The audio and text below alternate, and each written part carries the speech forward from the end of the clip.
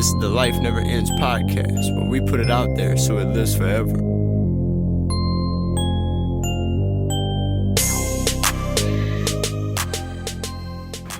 Like Jared Savan said, back at it like a crack addict. Welcome to the Life Never Ends podcast. I am your host, Alan, and for the second time that Swan's been on, I fucked up and something with the recording with whatever. But anyway, welcome to the Life Never Ends podcast. I'm your host, Alan. Swan is back. What's up? Yo. For the second time, first time returning guest. Like I said earlier, before it got fucking deleted. Anyway, I'll move on. I can't even fucking talk now. Unforeseen circumstances. That's what I wanted to say. Because due to Ida, I'm living in the same neighborhood as him. And I seen him walking his dog. Asked him to come on the podcast. Here we are. I got my intro out the way. Been having that in my head for a few days. Nah, man, yeah, at least you prepared. I try. You know, life, you're either a preparer or a procrastinator. I like to think that I'm a good mix of both. Me too. But yeah, unforeseen circumstances. I mean, there's just so much devastation in the area right now. Our neighborhood, it's as bad as I've ever seen it. But I mean, there's people who lost everything. Buildings just completely destroyed, trailers, mobile homes just completely destroyed. So many people are displaced right now. Honestly, it's a real humanitarian crisis down in South Louisiana. I mean, I know in this studio it looks a little cushy and whatnot, or it sounds like we're able to keep things, somewhat normal, but it's a pretty dire situation for a lot of people down. It's unfathomable. Yeah, and I mean, this being able to sit down and actually relax and get my mind off of all that and just be able to talk about it is really what keeps me going throughout the day, because dealing with everything that's been going on is like very stressful. I mean, you're trying to deal with insurance, you're trying to deal with FEMA, and you're trying to rebuild a home, balance work, your life, and everything. I mean, it could be overwhelming at points. I mean, it's a blessing to have an outlet like this. It's in a way, it's like therapy. You get to just come on and talk about whatever you want and just kind of get it out. I mean, I definitely know that we're gonna be getting some things out. You talk about dealing with insurance and FEMA. I mean, the home insurance, they're about to rob everybody down here. This is about to be one of the worst, pure examples of just unfettered capitalism ever. And one of the worst parts about it, is these insurance companies. So they have all these policies that we pay premiums on. And so if they have to make a claim, so if we have to file a claim, they have an insurance policy for our insurance policies. So it's really just like this chain of insurance of whoever gets caught with the claim. But ultimately, it's the big boys who are raking in billions of dollars, these institutional investors, things like that are backing these insurance companies. And they're going to sit here and penny pinch with all of these people who need, new roofs. Every house in South Louisiana, if your roof is, older than 5 years old, damage. Yeah, you're gonna need a completely new roof. Your shingles they were not made to withstand the winds. I'm quite frankly, I think that once they have more data, just because so many things were knocked out in Ida's path, once they have some more wind data, we'll see that the sustained winds probably were above that 156 mile per hour threshold for some significant periods of times. I think they are going to retroactively upgrade it to a category 5. I'm surprised they haven't done it yet. Well, like I said, it's just because so many things in the way, in the path of Ida were just taken out, so they don't have a lot of reliable data to work with. But I think that once the things that they were relying on are completely got wiped off. Right. So that should just tell them something right there. Right. Like, yeah, well, if this can't withstand the wind, it's probably worse than this. Yeah. But way over the 156 mark. Yeah, it's pretty crazy. These insurance companies are really just gonna screw a lot of people over. Couldn't the insurance companies just bankrupt and completely screw us over? In ways, yes. In many ways, yes, absolutely, depending on how big of the insurance company that you're with. But frankly, like I said, a lot of these policies are backed through other larger insurance companies. And so, the big boys like Allstate, Progressive, uh, That's Geico, not gonna happen. yeah, they're make billions of dollars a year, so it's and ultimately, if you do just some quick mental math on the extent of the damage in Ida, I mean, the numbers, it gets pretty large pretty fast. So if we just take all the areas that had damage to the schools, so just southern Louisiana, the schools, that gets up to almost it's like each so like Terrebonne Parish, Lafourche Parish is probably going to need $100 million each. St. Charles and St. James is probably going to need $100 million each. So we're almost at $500 million right there just to come Just the into South schools. Louisiana. And so that's one of the hard parts is like where's that money going to come from? And I know people are you know not attracted or turned off by some of this rhetoric about communism and liberalism and the commie liberal socialists want to just run up to debt and whatnot. But when it comes to national economics, it's a lot more complicated than just like how much money you have in your wallet, because ultimately you're able to levy the debt the entire country. Every, person is worth much more money than they make. I don't think people realize that, but so you as a person, you have a job, create something. For me, for instance, my job is important. I certify natural gas and crude oil for some of the largest companies that you can think of. And so, again, people get freaked out about us trying to move to renewable resources, but, you know, tanks don't run on sunshine.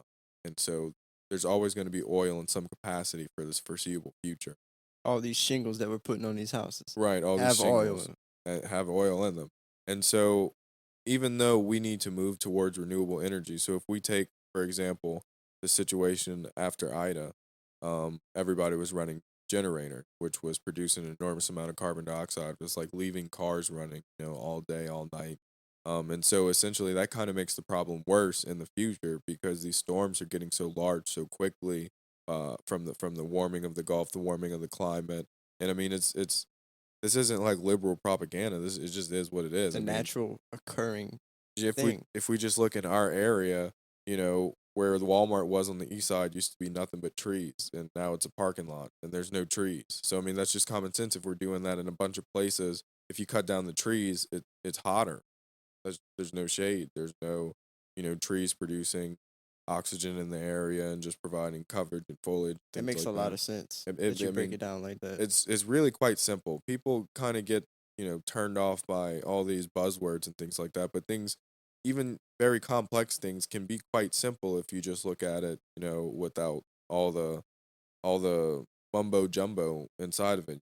I know that politics gets so divisive and so heated and people, there's these buzzwords like, I mean, especially with Republican and Democrat, liberal, conservative, things like that. Like people just live or die by these buzzwords or form their opinions on these buzzwords. But Do in you think life would be a lot better if we didn't have just that Democrat and Republican? You would take that away and just have well, a government to where there's not both sides.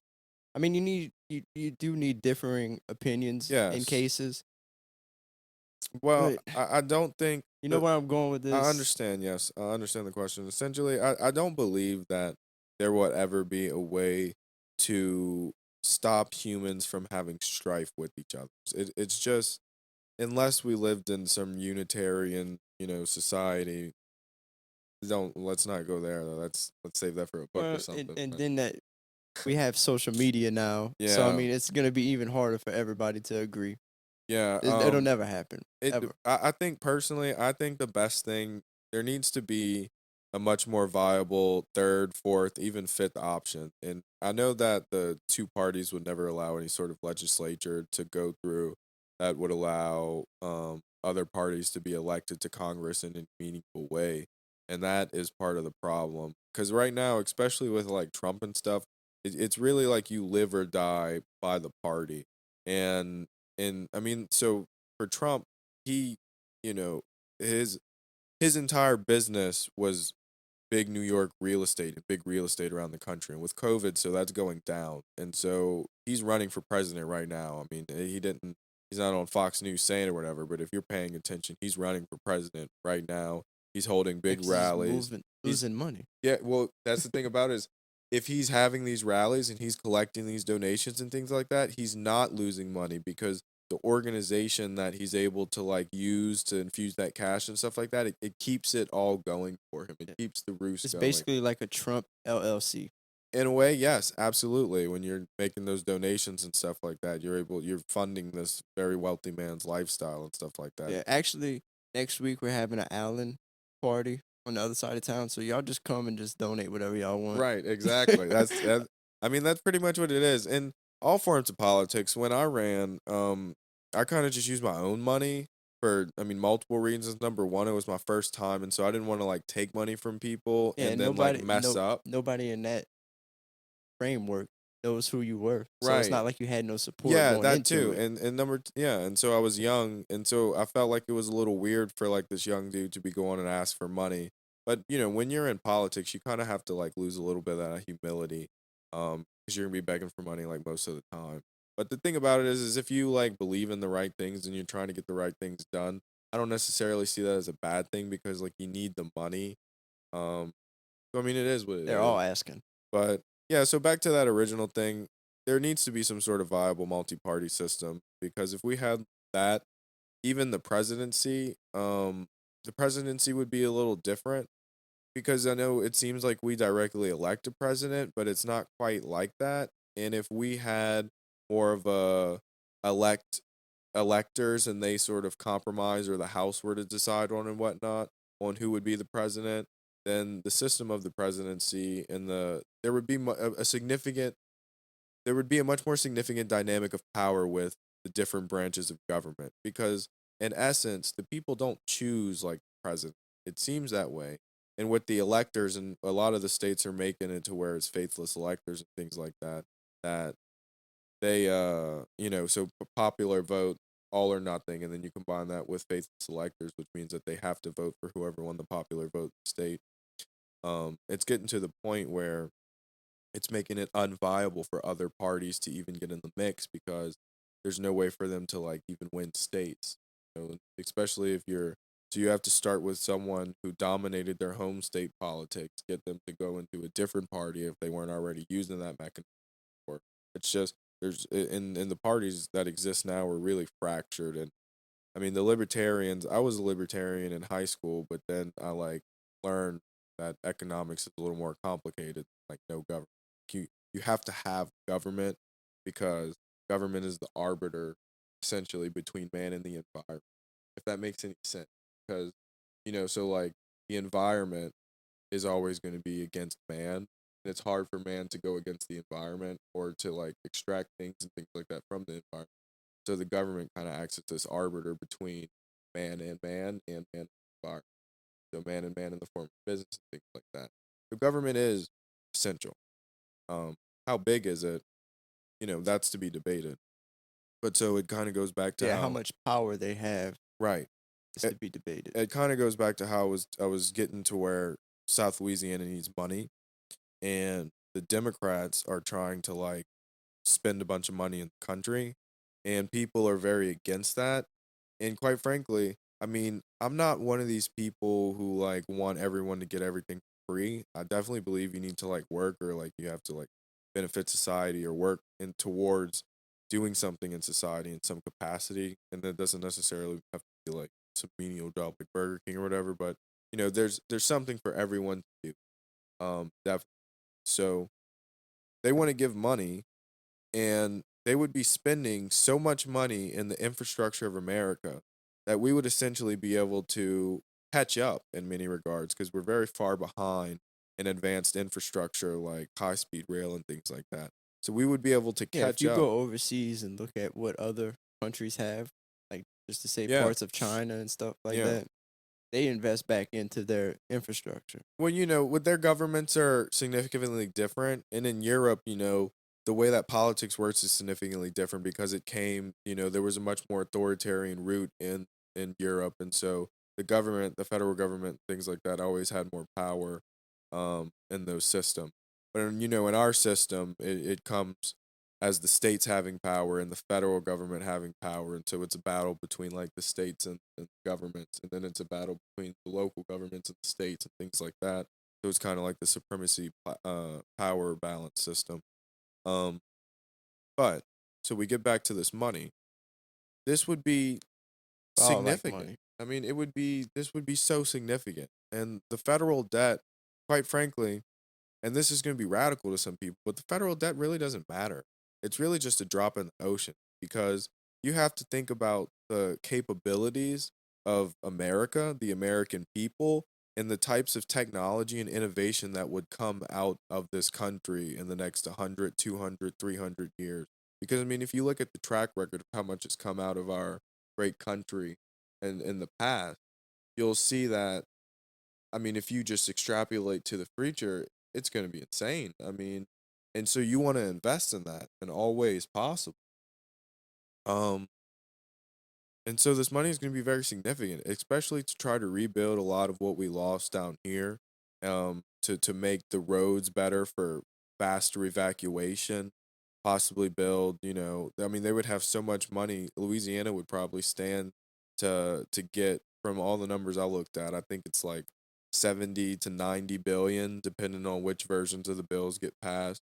But I mean, that's I mean, almost $100 if billion if dollars. there's anybody even left down here, Yeah, I mean, they're I you think that the Terrebonne Lafourche area is probably going to lose about 20 to 25,000 people after the yeah. storm. And if another one would come through in the next few years, Yeah, dude, that's pretty much it.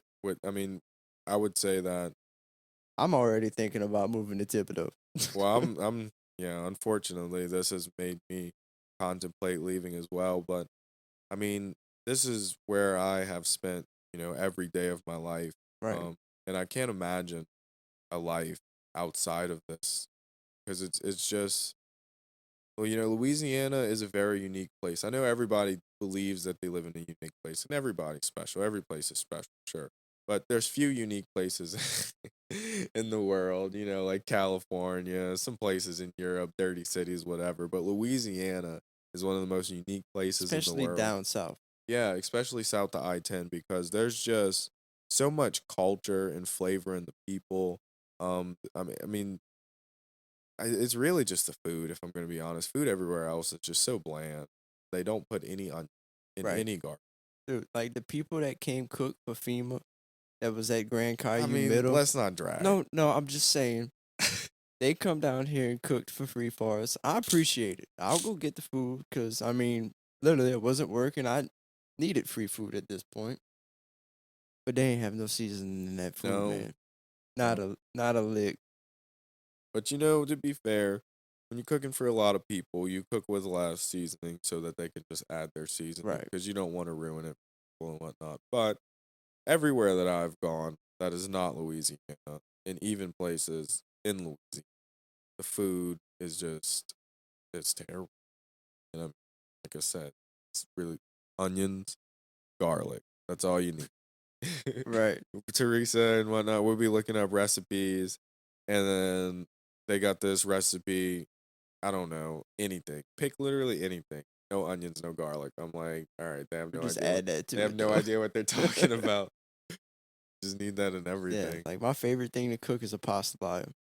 And Yeah, I get those containers of onions that's already chopped up at yeah, low Rouse's. Gidries. Yeah, Shout out Gidries. a Guidry's thing, and then I'll get a whole bag of onions. Yeah, I'll chop that whole bag of onions up. I'll use all that to yeah, start the pasta live. The whole pot dude. is basically full of onions, and I cook that down until can't cook that down no more.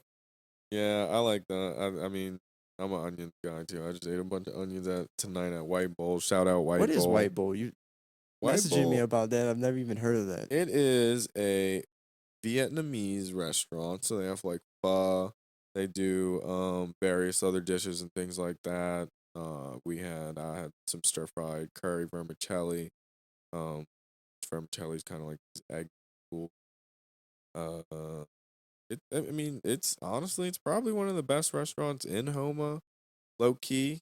Um, Honest Abe's is Uh, top. Actually, I was about to read my little ad right here. Yeah. If you're looking for some good local food, check out Honest Abe's on the east side. They got the best wings, Absolutely. mac and cheese, Absolutely. fries, the chicken sandwich, everything. Go check Everything. out them. Tell them that the Life Never Ends podcast brought you. Tell Trey what's up too. Tell Trey I said what's up, because man, them wings are Kicking, man. they're hit That Abe sauce, every time. dude. Every time. Yeah, I mean, you notice the little Abraham Lincoln, Honest Oh Abe's shirt yeah. there? Yeah, Yeah. no, absolutely. Yeah. No, absolutely. Because He supports us, so I support him. I mean, I support when they first opened up. I saw some people posting on Facebook the little tray of wings, and I was like, man, those wings are so damn good. I want some of those. What got me at first was the damn breakfast burritos. You ever Yeah, had a breakfast I burrito from I there? didn't, because every time I would go, they would be sold out. Yeah, but I mean, that just tells you right there. Yeah, yeah. You got to order in advance. Honestly, it was Teresa had just had Augie. It was our first kid, so she was in the hospital and she was able to start eating stuff. And I was like, "Look, I see these wings on Facebook," and I showed her, and she was like, "I want those wings." I Ow. was like, "Right, I told you." So I had to go pull up and I grabbed some lemon pepper and whatnot, because they had it in the little hot thing. You just like grab what you wanted. So I grabbed like 3 or 4 of them things. We tore those up, those Yeah. things. So Shout yeah, out to Honest Abe. yeah, I've been buying them ever since. Yeah, Yeah, man. Uh, my family's been like, okay, so my grandparents down the by, like, don't have insurance. I mean, they've been living in the same house for literally their whole life for the last 80 years. yeah, And dealing with FEMA and whatnot has just been a runaround. They went to the Civic Center, sat down with somebody for about 6 hours, sitting in line, finally talked to somebody, and they still haven't had people go out to their home yeah. to Well, inspect their home. I mean, yeah, like if we just go through a quick mental exercise, uh, in Houma and Terrebonne Parish, there's about 250,000 people, and so we break that down to 150,000 households, and so I mean that enormous amount of damage. You factor in the businesses and things like that, and that's just Terrebonne and Lafourche. Then we move up into Jefferson. I mean, Grand Isle was completely wiped out, completely devastated. Um, and I honestly I didn't have insurance on my house. Thank God I just got insurance in December. Um, thank God I Yeah, did, really. because if not I would be my house would be uh, All out of pocket at that yeah, point, basically, because you can't yeah, rely on FEMA. See, no, and for my trailer, it's paid off, so naturally I didn't have insurance. right, And I mean, there's a lot of complicated backstory behind the whole trailer situation. But anyway, we just didn't have insurance on it. So I'm relying on FEMA. And what happened was we went and put our application in like 2 or 3 days after the storm. yeah, So we didn't realize how much water damage we actually had right, until the mold started growing. right, So now I'm in the process of having to appeal it and whatnot. yeah, and amend it, stuff like Yeah, that. so still in the process. Hopefully they give us a little more than what they did so I can actually fix it the way it needs to be. Yeah, or replace it or do whatever needs to be done. Yeah, I mean, I definitely feel you, man. Like I said, I know that people lost everything. Yeah, like Um, my grandma completely lost her roof yeah, straight off. yeah. I'm fortunate. My house is all brick, so I'm fortunate to have roof damage and water leakage into the house and stuff like that, into the attic. And I mean, I got some mold up there, but I was able to kind of remediate a little bit and wait for the insurance to get back to me so I can get all of that taken care of. Because, everyone I've talked to is getting nickel and dimed, and they're having to, like, kind of fight with the insurance. And so I'm trying to make sure that I can get what I need to get done before I start coming out of pocket. That way I know I'm getting reimbursed and whatnot. I know that at least the money's on the way or something. Right. Yeah, I heard of one person just actually getting a check for everything that they wanted, really. Yeah, I And know. I was surprised. He told me that. I was like, damn, they just sent him 2 or 3 checks in the mail for exactly what he was wanting, and Yeah, man, I haven't he heard. lucked out.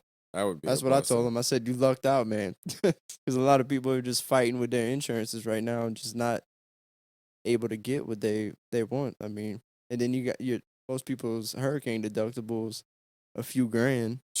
Yeah, I mean, some of them, I know people that are paying almost a $20,000 deductible and stuff like that. So, I mean, they got almost total losses on their homes and stuff. So, you know, it's significant, but and I mean, like it's really messed up, like I said, because these insurance companies they have insurance on the claim, and so the money is there, and they're still just nickel and diamond. I mean, there's so much revenue, there's so much profit that's made in this industry every year. The dividends are crazy. The CEO fat cat payouts is crazy. Um, and so the fact that they're like nickel and diamond people who are going through something so traumatic in their lives is quite frankly very telling about what you get with unfettered capitalism when there's so little regulation and just the ability. I mean, insurance honestly is probably America's last great Ponzi scheme. It's because you pay, you pay, you pay, and then if too many people need it, it goes under, and Yeah, nobody gets that. you got to read the fine print. Right. Yeah, and that's another thing too. People think that certain things are covered and it's Then it not. ends up not If being you covered. were, if you weren't able to tarp your roof or something, you get water damage after, and it's not covered because you weren't able to prevent the damage and stuff. Like it's really just Right. Like, cause my mom's insurance adjuster came and was like, "What do you want to see inside the attic? Like the little spot that got wet and got a little piece of wood that's kind of rotten." Like, no, that's not covered. right, So we don't even want to see it. I'm like, well, right. It's crazy. they'll cover the like the shingles and stuff like that, but anything underneath the shingles, really, That got wet. yeah, is not Is covered. yeah. It's really crazy what they do to you, and especially that flood insurance is separate. And the fact that people down in South Louisiana are now paying Need 10 flood insurance. times. They're about to be paying 10 times, anywhere from 3 to 10 times the price of flood insurance. It's they're ridiculous. reporting quotes. Last year was $550, now $5,500, things like that. Insane. And quite frankly, if that happens, we're going to see a lot of people priced out, and they won't be able because mortgages are going to require that you have flood insurance, and so people will be priced out because they won't be able to afford the flood insurance on their mortgage. It just won't be economical for them, and so you're going to People are gonna see move. what you right. But the problem is that there's not going to be buyers because if everybody is trying to kind of get out because of the expensive flood insurance, there's no one to come in and buy. So how are you gonna get out the house? It's going to create a situation in which, so I don't know if people in the news have seen that there's a lot of institutional investors buying up single family homes, buying up just, residential real estate, stuff like that. And we're going to find ourselves in a situation where either there will be no buyers and people will essentially be foreclosed upon or sued by their mortgage company for being unable to properly cover the home and whatnot, so we'll have more expenses, so on and so forth.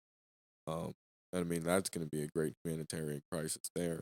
Probably going to end up with the government trying to have to buy people out, but then you're not going to get face value for your house if you So got then you're gonna be in the hole. right. And then I mean it's it's So Hurricane Ida, honestly, probably just ruined the lives of, I mean, a quarter million, a half million people in Louisiana that are going to experience significant increases in the price of living, quite just frankly, because, and it was already going up right, before.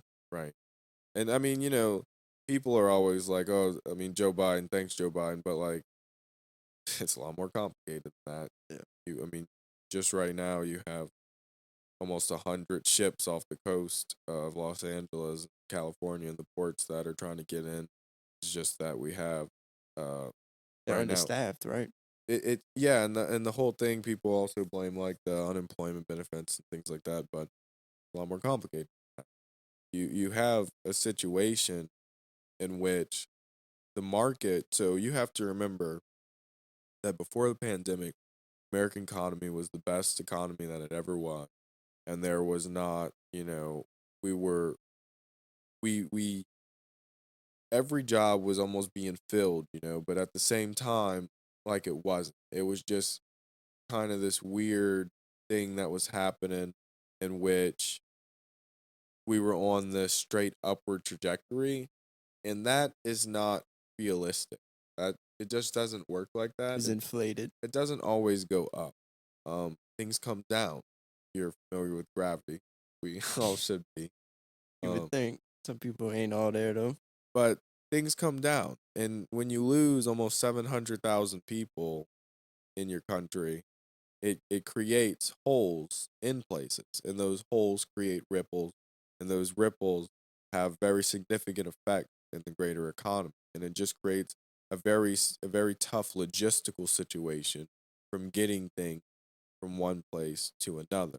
And then you sprinkle in, global economics on top of that, things like that, global supply chain, and it just makes the situation all much more complicated.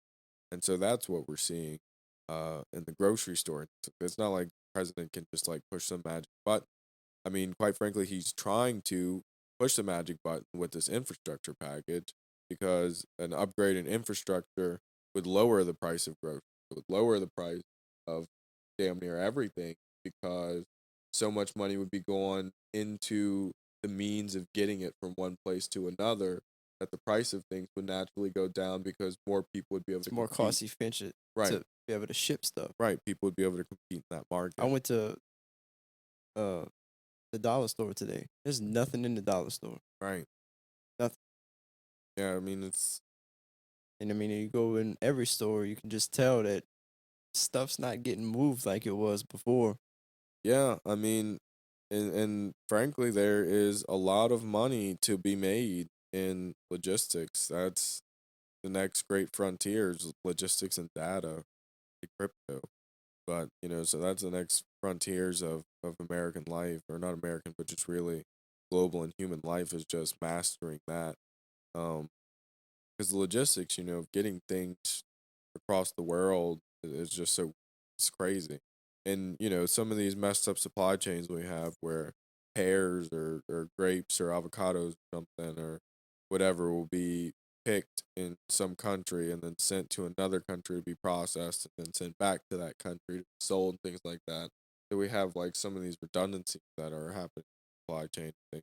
So I mean, I know that in many ways it's can be cost efficient just because we're able to use that exploitative labor in different places. The workforce pricing in different places makes a difference in how much it's going to affect the bottom line for the company. But I mean, it creates situations like that where we have things that Shortages. things aren't able to get to where they need to go. Um, Amazon, is quite is poised, quite frankly, for the future. I mean, its entire business is logistics and data.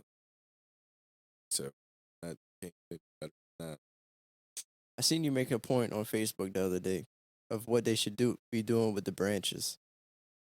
that. Yeah. And I thought when you put that, I was like, you know what? That's really not a bad idea because all they're doing is piling it up. Yeah, and I've seen a lot of places burning it. Now look, I'll be honest, I have seen a lot of debris in different areas being collected. So in like St. Charles Parish, I see a lot of debris collected and like just kind of it's just being placed there. And so I don't know what's being gonna happen with it.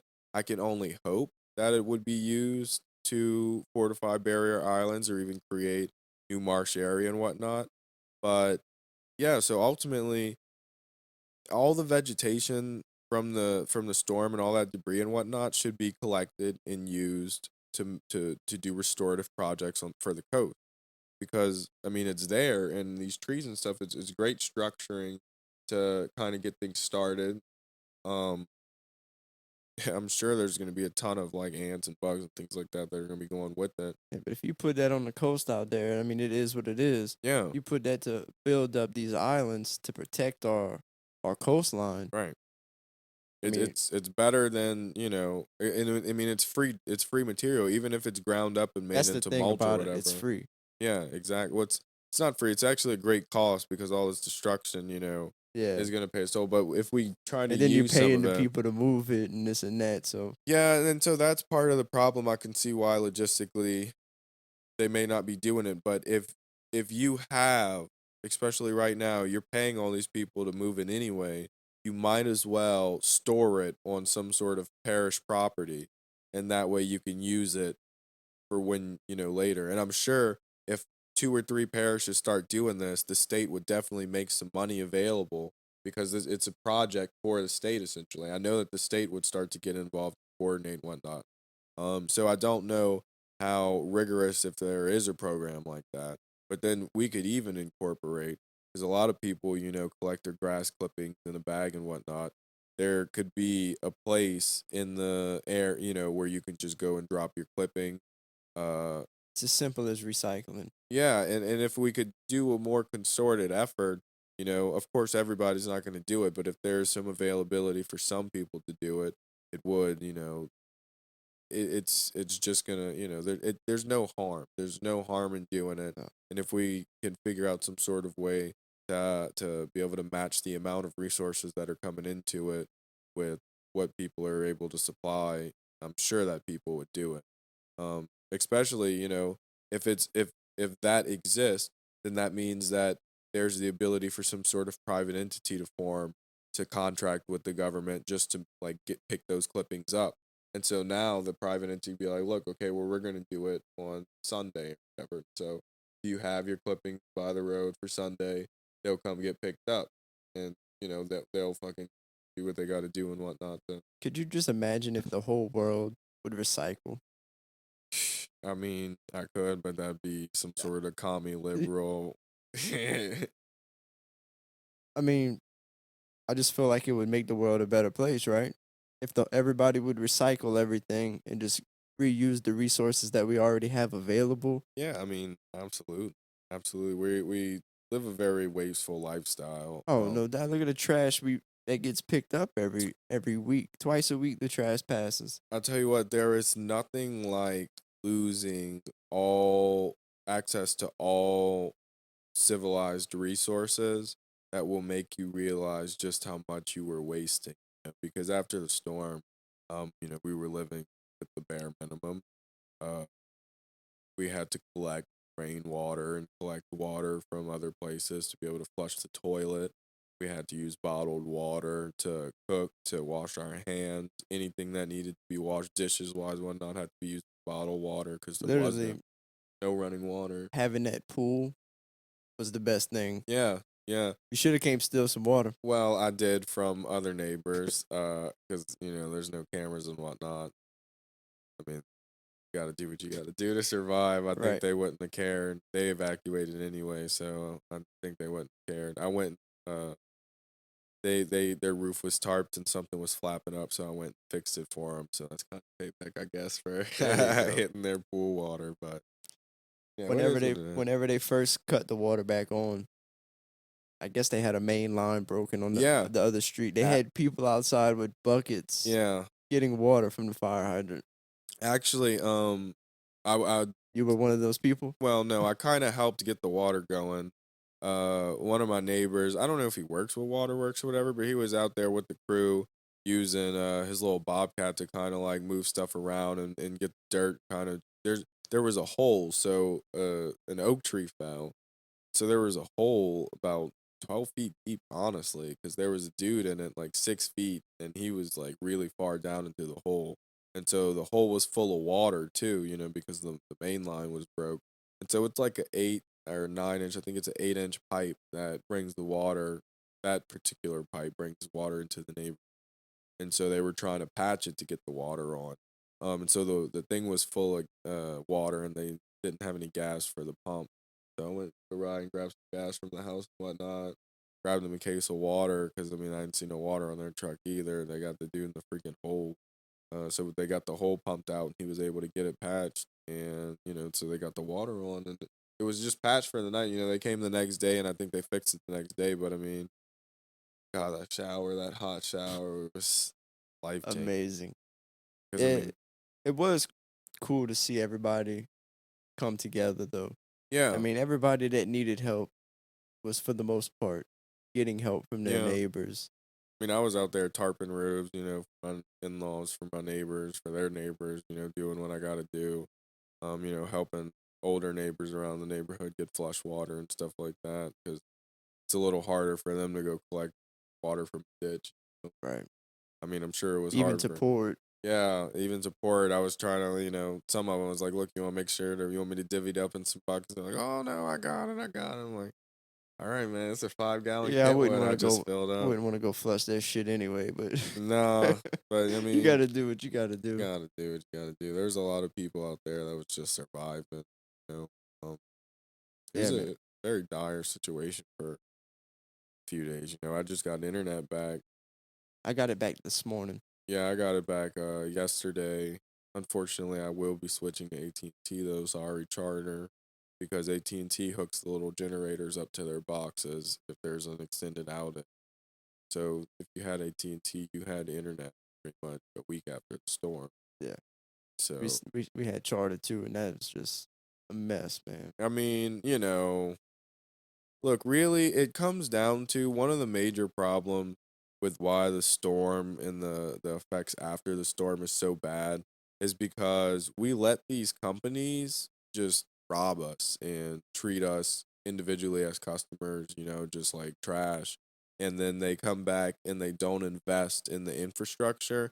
It makes no sense to me that in the Lord's year of 2021, that an electrical company operating in not even just Louisiana, but the southern Gulf Coast doesn't have a robust infrastructure underground to withstand, category 5 hurricanes. If you are operating in the southern Gulf Coast and you don't have category 5 rated, or at least category 4 rated equipment, I mean, we get a bad rainstorm and we lose power down here. It makes no sense that they're unable to put these things underground. Entergy, as a public company, pays out fat dividends every 3 months. Super fat dividends. I want to say the CEO made $17 million last year. Yeah, I'm probably underselling it. He or she would probably be insulted. Probably So 30 million. I mean, I don't think it's that high. I think the highest paid insurance CEO is I want to say it's like 22 or 23. Regardless, Still a these lot of money either these way. fat dividends that are being paid to the investors, these companies would die before they suspended their dividend and did right by their customers. And that is really the shame, is because as customers, we are the lifeblood of the company. We are the entire reason the company exists. But the investor class is just treated, we are the They're the resource. A class. We're the We're the Z just class. yeah. We are the resources that are extracted, and it pays them out. And it makes no sense that we've allowed this to continue for so long, that there's no collective body for us to rein this in. I mean, there is, I guess the government is that body. But the government is that body, that collective body that we use to fight against these things. But I mean, it's crazy. The same thing goes with these insurance companies. The fact that that this season is the worst season that there is, and you don't have more staff, you don't have more resources available to quickly Ready. distribute life changing, money, life changing help. Um, I mean, it's just insane. It doesn't make any sense to me that they're even operating in the area. They don't, if they're not ready for the worst case scenario. It's almost like they're unprepared. I mean, they are. I mean, it's unprepared. Really is an understatement. Um, and the hardest part about it, is living here my entire life. Um, like I said, it's a very unique place. If I live somewhere else, I know that I can't just commercially fish for seafood if I gotta, if something happens with my career and I need money the next day, I'm not gonna drive Uber. I'm gonna go shrimp. I'm gonna go hit the shrimp dock. I'm gonna go crab. I'm gonna go do what I gotta do. To put food on the In that table. regard, yeah, I know that I can at least feed my family. If I just go out in a day, I can feed my family with no problem. But, you know, in other places, it's much more complicated. You have to play that societal game. You have to maintain that job. And of course, here you do too. But, the plethora of natural resources, Louisiana ranked, I want to say, third in the country for the amount of natural resource, the abundance of natural resources that are available to us, that we, What you are the know, other states that would be ahead of us? I Oh, mean, California and Texas, only state that would be beating us in just the amount of natural resources. Our maybe Florida too. Um, I'm sure they're up there. no, because our oil and natural gas industry, all in all, everything that goes into it, I want to say the number was about $28 billion compared to California and Texas. Texas, I wanted to say was 47 to $50 billion, and I wanted to say that California was, I want to say 45, but I could be wrong. But so yeah, Louisiana is just number three in oil and petroleum production and things like that. So then we factor in other industries such as seafood.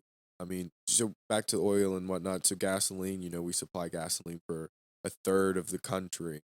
A third of the entire country gets One state. refined gasoline products that come through Louisiana. And so what tells what I'm seeing from that is that we have so much natural resources that flows through us: sugarcane, rice, seafood. Um, that the people do not have a standard of living that is equivalent to the resources that is being extracted from their area. And I believe that that is the major problem for Louisiana, is that with 4 million people, We're for not being compensated. right, for being in such a resource rich area, that the people live by United States standard the worst the worst conditions in the entire country. And we are number 50 in healthcare, in opportunity, in education, in infrastructure, in life expectancy. I mean, you name it. And we're in crime. We are the worst for so many. I mean, I think I can't remember what state it was that beat us last year, but it is a mess. And when you have these large companies extracting so much from us, and these large industries extracting so much from us, that the people are left with so little, it just it, Blows your it mind. blows my mind. It does not make any sense that Louisiana is not top 10 education, top 10 in healthcare and things like that, because the money Or is at least there. the middle of the pack. Like At least the middle, why dead last because we are top 5. We're actually top 3, we're third, so we're in top resource, 5 in resources. but we get shit resources. You have nothing to show for it. And that's really why We give all the resources, but we get no resources back. it's not even that we give, it's just that the companies operating here, they're the ones that are making the revenue, like the Entergy, Shells, Chevrons, and things like that. Um, and really, in American business, really in international business, there's no social equity factor. So as a company, if you are operating in an area and you were extracting resources from that area, regardless of what it is. If you're a Walmart, you're still extracting resources, even if you're providing food and things like that for the community, because you're extracting resources in the form of employees' time and labor to sell these goods for a profit. And so a portion of that profit, it should stay in the community, not just in the form of payroll, because that's necessary for your business to operate.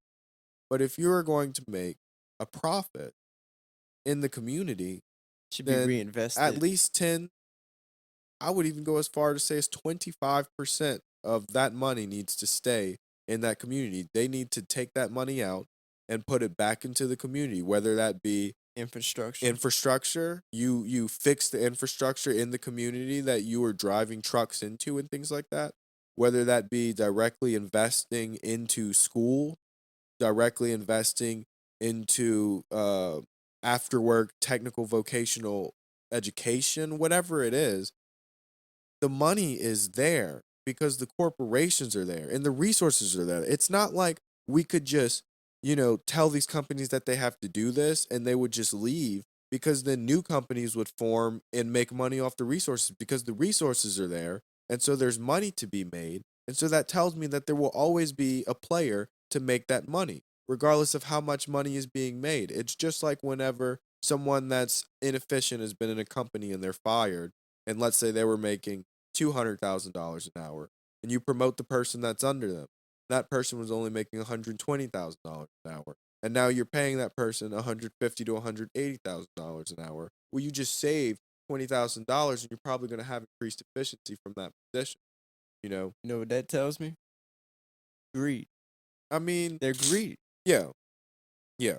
I mean, That example kind of does, yeah, because that is what's going to happen. But point of that is that the money is there and companies need the government needs to step up and create a social equity factor of business. That as a business, if you're operating, especially once you get to a certain size, it is your obligation to put money back into the community, especially in the form of education. There should be a direct every day that Chick-fil-A and McDonald's and Burger King and all of these large corporations, every day that they're clocking profit, a portion of that should be divvied up and just, even if it's just 1% of that total flow goes into a fund for the schools of the area. it should be. Do you think there are, or do you know of any companies that actually do that? I don't because the incentives are not there. From a PR perspective, especially if you're a larger corporation, incentives aren't there. Um, Like your return on investment, basically? I mean, I we could easily make the argument for the return on investment, but They in a would. corporate boardroom, yeah, they're not going to give two, No. they're not going to give two shits how much you put to some local school district. They're going to be like, "Yo, profit is down 33%. What are you doing?" Fuck the CEO schools. is fired, Yeah. like, you know what I mean? And so that's the problem with the system is I that, see where you're coming from, but yeah, I could also see what they would be saying at that board meeting, like you said. absolutely, Like, why would we put all this money into something when we're not gonna get our return on investment ever? absolutely. I mean, life, And like you said, we can make an argument to that they will get the return on investment eventually, absolutely, but they ain't gonna see that. They're not gonna no, go for it. It would no. take too long. I mean, it would take some years for that return to investment to actually come to fruition. Yeah, and that's what people, or at least these corporations, don't fail to realize. It's really the American voters' fault, and we take it back to Louisiana because we're focused on the poor conditions of Louisiana, but the Louisiana voters' faults of the past generations, and I'll take ownership. Ever since I was 18, now I am a Louisiana voter, and so it is in my hand to try to make these improvements. And I know that that is a pretty, you know, like I said, people are gonna say so that's some sort of liberal communist propaganda or whatever, but it's really not. It's. I mean, especially as a Christian, I was taught, to honor thy neighbor, to care for thy neighbor, to treat people, with respect and dignity, and to treat them the way that you would want to be treated. And I want to be treated, like I said, with respect to and dignity and support. People like after the storm, everyone supported each other, and that is really what, in my opinion, being a human is about. And we get separated from that And once that's what's we so special about this area. well, I mean, that's what's so special about humanity, about the human, experience, is that there's these moments, however, far and few between that they are, that we support one another, whether that's, our family Your or neighbor. whatever, our I mean, you neighbor. could go 10 years without never talking to your neighbor. Yeah, And then something catastrophic comes through and happens like this. yeah, And the next thing you know, you're helping out your neighbor absolutely. just because you see somebody in need and that's the right thing to do. Yeah, and that's one of the, like I said, one of the best parts of the human experience, and is just supporting each other. And so it doesn't make any sense to me. I know that we're base animals and whatever and if you look back at history, it was just horrible conditions. But we have overcome that, and so I think that it's time that we design a society around that, and that you don't have to, certain things in society not you are necessarily required of you anymore. That we design it in a way that dignifies not only the community of people, but the person, that the resources is ultimately being extracted from. In America, we have no guaranteed paid leave for taking a job. There's no guarantee that you can have paid leave for being sick. In Louisiana, it is an at will state, which means that you can be fired, your employment can be terminated for nothing. at will, anything. It doesn't matter. Um, and it doesn't make any sense to me that us as workers, because there's more workers than there are managers. It doesn't make any sense to me that as workers we would not lobby, especially through the arbiter of our government, for better conditions. So you call them for a strike. I mean, look, absolutely. That's basically what it I would would take. call for a global strike, absolutely. What kind of Especially strike? a global strike. I Yeah. say that we would take every Friday off. Even it doesn't matter what you do as a job, just take every Friday My off. boss would laugh at me. Right, Oh, you taking Friday off? right. You get paid on Friday. But you Not look, getting your hey, check. there could be Friday and Monday people. We could have two different societies of Fridays and Mondays. People who take the Fridays off, people who take the Mondays off. Because I mean, quite frankly, we live in a civilized society. It doesn't make sense that certain people, are slaving their lives away in jobs. Now, some jobs, of course, you're going to be in it longer, and then those jobs need to be compensated more fairly. If you're going out on these hitches to get oil and stuff like that, you're going 14, 28 days, things like that. I mean, they are compensated very well, but you have these companies making hundreds of millions of dollars, and so then that goes back to that social equity, the revenue rate, we'll call it. Um, that more money just needs to be put back in the form of the community, whether that's direct investments into education, infrastructure, or just more bonuses and higher pay for workers. Because the money is there. I mean, in many facets, the money is there. I'm kind of just banking on Shiba hitting, and then I can just walk out. My whenever it just jumps up a few cents, just walk out my office. Like, you know what? I don't need you anymore. Right. No, I mean, yeah, crypto's been wild. The It's last been a time, we came last time you came on. It was popping. Then yeah, I it mean, took a tank after. it took a tank after. It's kind of popping now. I Then learned rebounded. I learned a very humble lesson in that I was definitely over leveraged in my position. And I mean, I'm not gonna lie. I mean, I made very risky bets that ultimately were going to be life changing, regardless of which way they went. And they That's did a not scary go in my proposition. favor. They did not go in my favor. But thing about it is, it's not the end of the world. I mean, I'm young. I was very fortunate and blessed to be given certain circumstances to allow me to take, you know, heavy risks. But it's not the end of the world. I have my family, and that was really the hardest part is doing all that and playing in this crypto game. And I was just really over leveraging my position and making bets on various crypto assets.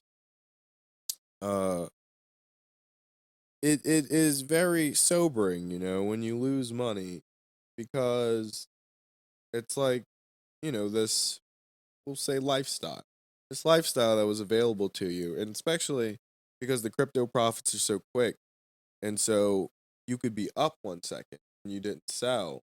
You could be up substantially and didn't sell Been there. and then lost everything, because it's just depending on You how you you were making your you bet. turn a little bit into a lot of bit, Yeah. and then you don't sell that lot of bit, and then you Yeah. end up having a little bit, so you Yeah. lost a lot of bit.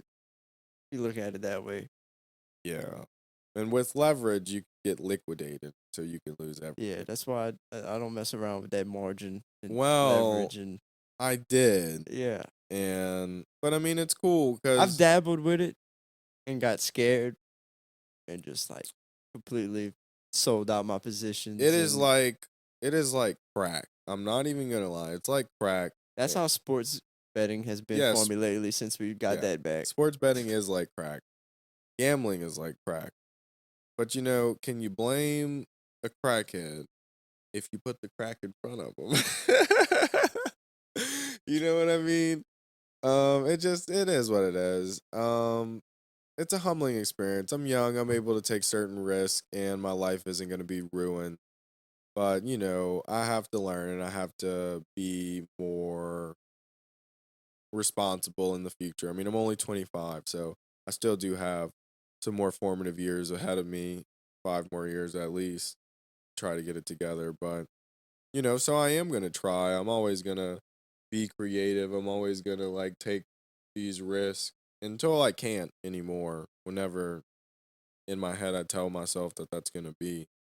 But, and so actually, so failing in crypto, it gave me the idea to come. I came up with the greatest idea, quite frankly, that I've ever come up with, and it's so large and it's just such a hard task that I knew that I had to like, I had to, I had to try, but then trying to figure out like how to accomplish it, it made me realize that especially as a person I needed to accomplish other things first, or at least try to get myself a better position to make my large dream come true. And so I'll tell you right now what my large dream is, and it is an international crypto exclusive Mardi Gras group that has events in New Orleans annually, has its own parade, sponsored from the different crypto exchanges, different crypto entities and foundations and things like that. And essentially would be free advertising.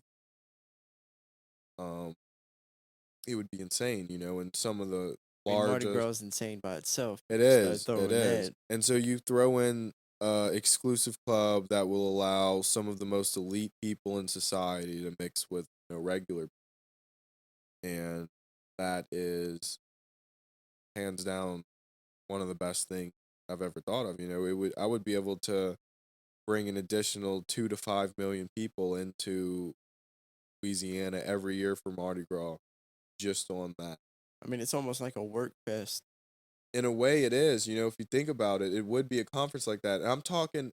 This is how big this dream is. I'm talking Tom Brady as King Crypto on the freaking front of the Bitcoin float going down Canal Street. Like, Just like he was repping it on Twitter for that right. little bit of Like time. that was my dream. That is my dream. That I'm going to make that happen for Louisiana in some capacity. And so I had to step back from that though, because I mean, as you can But hear, don't that you have connections in Ren a little bit, sort of I mean the community, but that's just talking to people. It's not necessarily like, connection? yeah, but I mean the way crypto works is you just talk to whoever, you talk to whoever, and you don't necessarily have to have permission to do certain things. I mean, yeah, you can ask for money and whatnot, but like if you want to be an affiliate or whatever, you just buy some and you're affiliated. Um, Investing equals affiliation. Crypto, it's So not quite the I'm same as the stock affiliated market. with Ren now. Yeah, man. Yeah, my crypto portfolio is largely I had to, take most of my money out, whatever was left after my calamity. I'm pretty diverse at the moment. Yeah, I mean that's the best way to do. I still have a small portion that I left in farming just because that's the only way that I would ever be able to become wealthy is if I'm just going to farm perpetually. Which I mean it's doing pretty good. I'm making, decent money right now and compound over time and it'll be very soon. So like I said, it's not the end of the world. And my brain is always moving towards Bigger. big something. I'm always swinging for the fences. I really like a challenge. I like to just I don't know, put myself in complex situations and try to work my way out. Um it actually got me to sit down and like write a story. I know I was about to ask you about that. Yeah, I wrote or in the process of writing. I have the full story mapped out and outlined and things like that, but In your head, or no, I wrote down like a physical outline and I'm hammering I got through like the first couple chapters. Um it ultimately is a psychological horror thriller that takes place in the fictional town of Cane Row, Louisiana. And we are going to have a family an interracial family, a black man and a white woman, interracial family moving into a town. The man is taking a job in a crime lab, so he'll be exposed to some various aspects of that. And they're going to be experiencing the racism that's associated with that, and some, you know, like I said, psychological horror that is going to take place in this fictional small town. Um, I loosely based it off of my life, just in terms of characters and whatnot, or the family, because it's a little easier to get started. And this is the first thing in my entire life, first time that I've ever like come up with a story. Normally, you're fact Yeah, oriented. yeah. I mean, other than like lying, you know, because I mean, you have to come up with a story if you're lying. But this is the first time I've ever like created some sort of fictional story, like with a beginning, a middle, and an end. Characters, progressing and things like that. And so it is very. It's really. It's like having a kid. It's like having a baby. And so now I'm in the process of just kind of like coddling it, shepherding it towards, the greater idea, and just kind of fleshing out the details. Cause I'm not a writer by trade, I'm a chemist.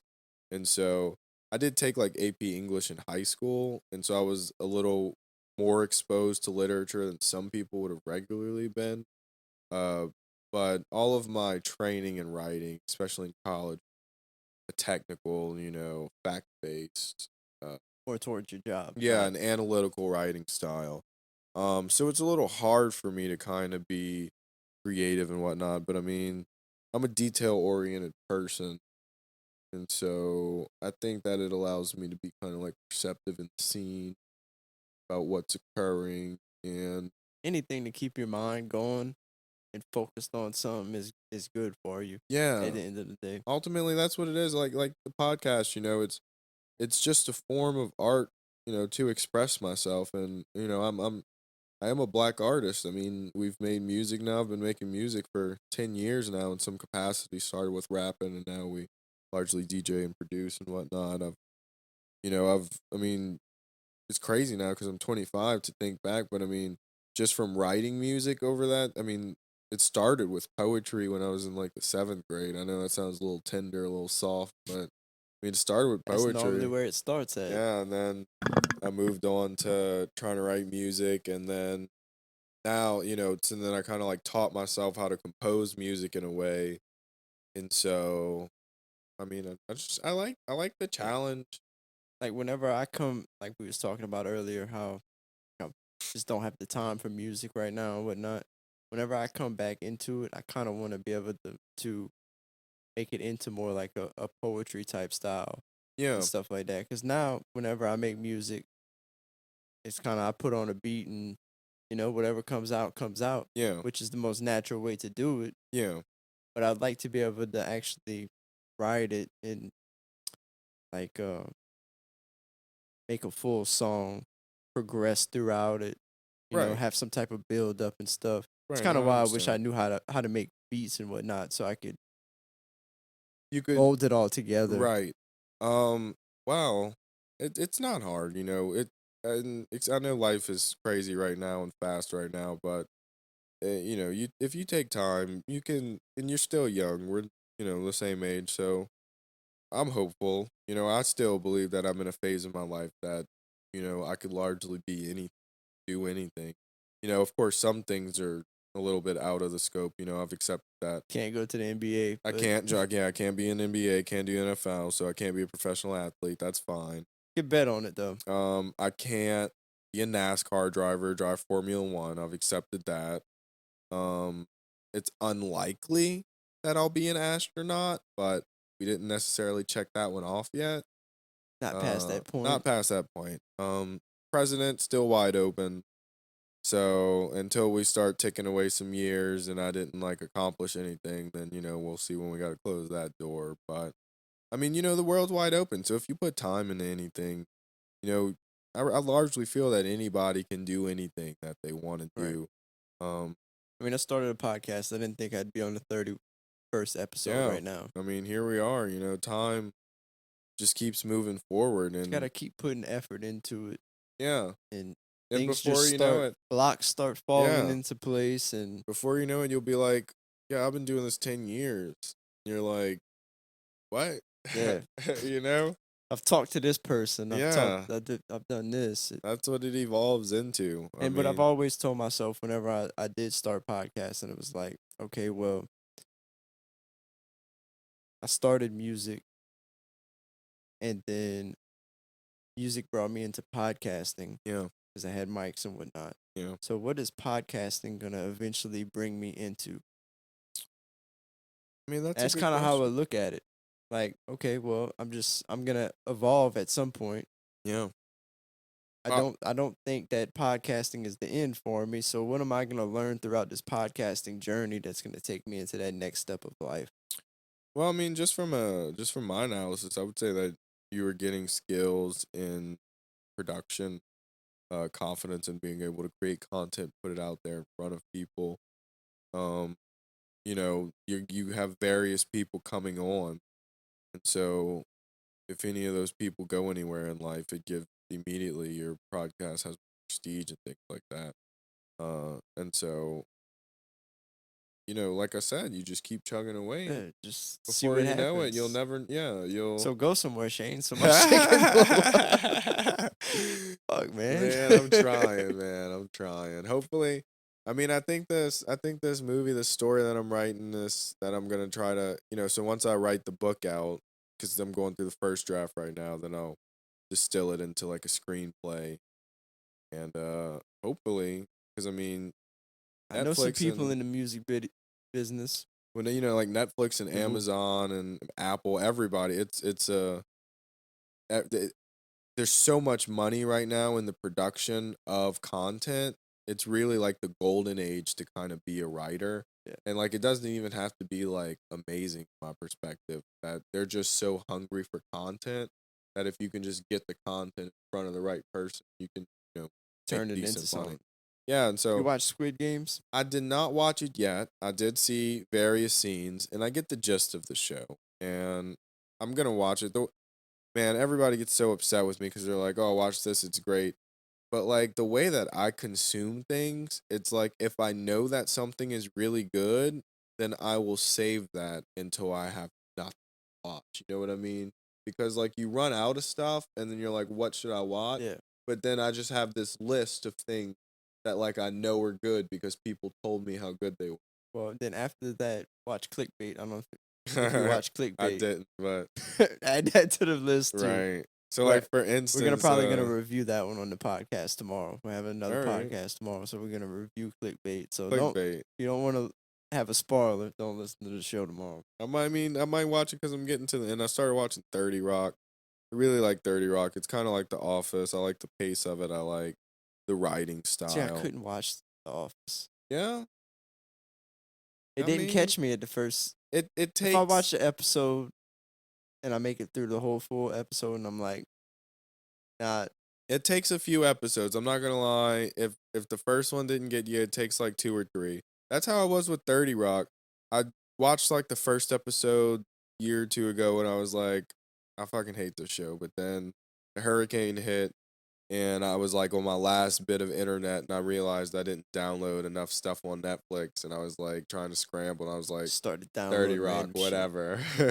And now I'm on like season 5. I'm like, man, this is a really good show. I really like it. It's very witty. It's very funny. You watched Breaking Bad? Yeah, I did. I watched that in high school, and I rewatched it again. That not Cause one of the best yeah, shows of all time. that's honestly one of the best shows of all time, just because of the cliffhangers, the suspense. Um, And the whole show just builds every season. Yeah, yeah. And that's why I decided that I'm just gonna try to like write my own thing because I I've read a substantial amount of things of you know especially through grade school and whatnot. I was a reader. I was always seeking out new books, and then I took various classes that exposed me to more literature options. And so I would like to think that I'm a little well read. I read a lot in my free time, various things. But I mean, I've consumed so much media because especially with like TV and stuff like you see it. And like I said, I'm a very detailed oriented person. Um I think that's what makes kind of like music composition come a little easier to me. Like things come a little easier because of the way that, I'm perceive the details in the composition.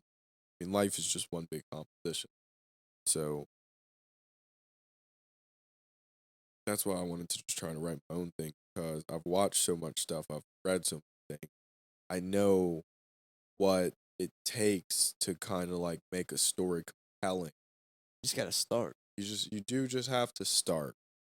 Do just have to start. Um And it'll just take you on your journey.